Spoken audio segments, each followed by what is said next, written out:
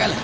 डाले तू दिया डाले तो दिन पता चला पा अल्लाह पूता पूता पूता पूता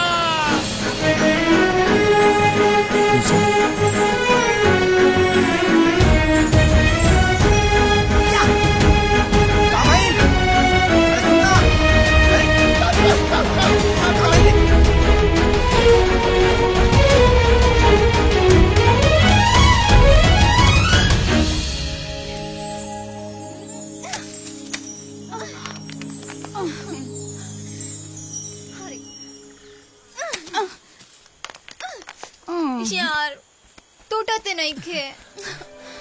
तोड़े खाते ना निशाना पक्का चाहिए। हाँ अब का कर जाओ।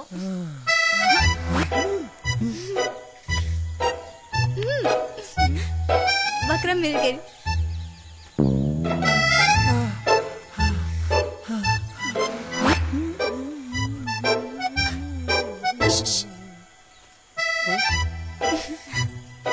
हमरा क्या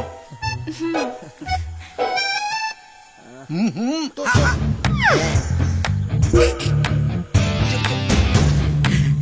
आजा।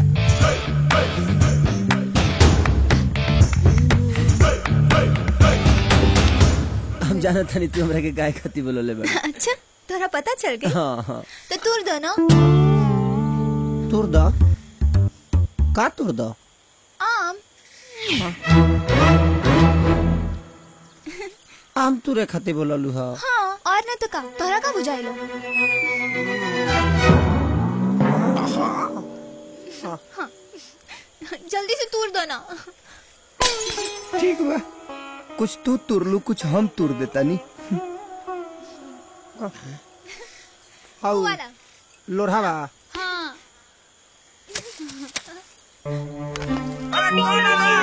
आम हमार मौसा लगले बड़े।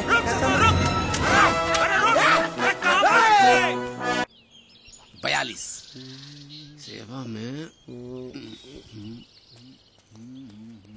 सेवा में सविनय निवेदन है कि रे छोटा रे तेला लेटर लिखा था रे कि ब्लॉक में चापाकल कर दी देता रे।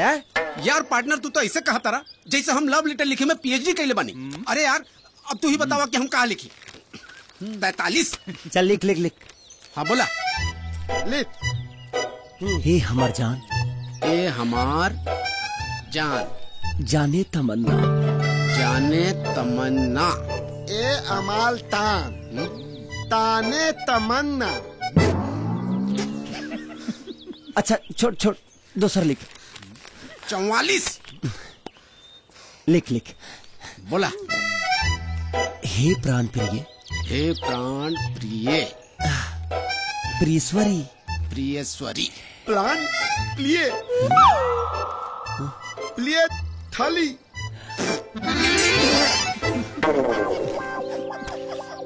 जनता रे तोतला ना भाई एगो काबिल होला अच्छा था और एगो होला कबिलाट अच्छा और तू हवे कबिलाट के बस बुझा दे लिट लिट बुझा गई ना। अब चुप रही हा। यही से तनी दोनों से कहा तनी कि नंबर के व्यवस्था करा सा। हाँ सही कहा तारा पार्टनर।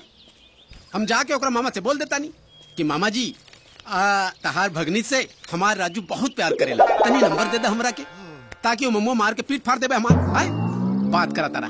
अरे लिख ना जॉन लिखे के बाद तू तो दुए लाइन में दिल के बात समझ जाई। अरे हाँ जॉन समझे के बाद दुए लाइन में समझ जाई। Smart boy very smart boy.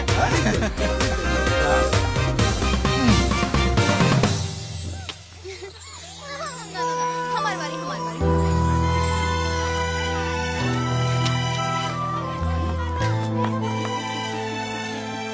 ए बाबू हाँ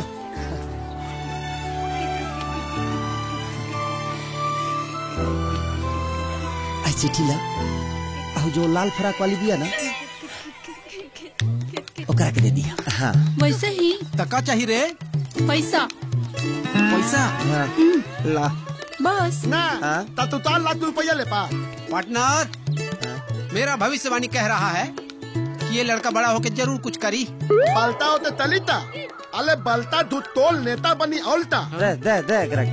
द फिर थैला जा तो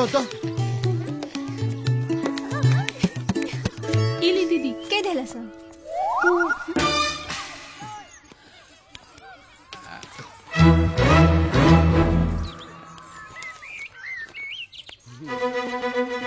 जब से तोके देखले बानी पगला गई बानी। अब तनिको बर्दाश्त नहीं के हो।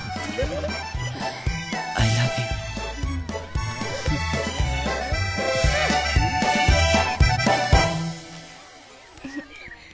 हम आवतानी।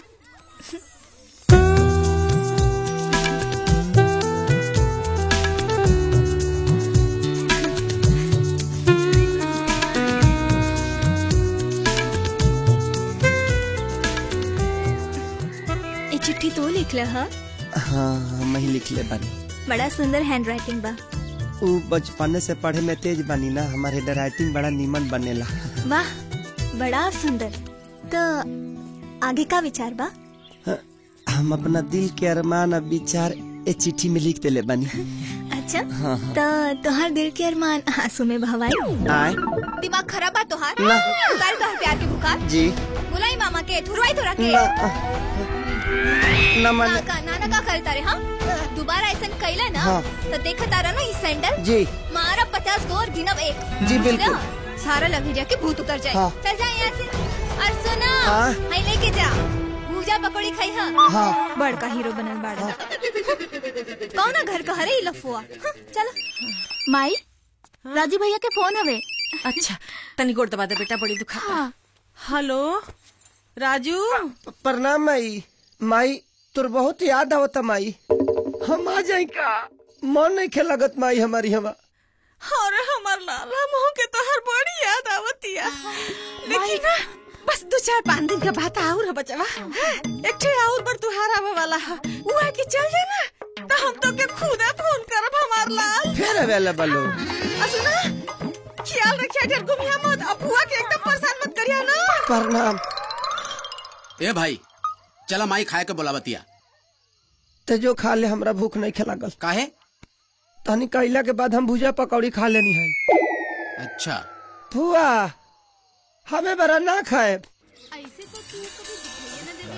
अरे ना ना यार, कॉलेज की छुट्टी भइल बा ना। चला वो दुकान पे चला जा। अरे जिया राजा, कहाँ का सामान है रे?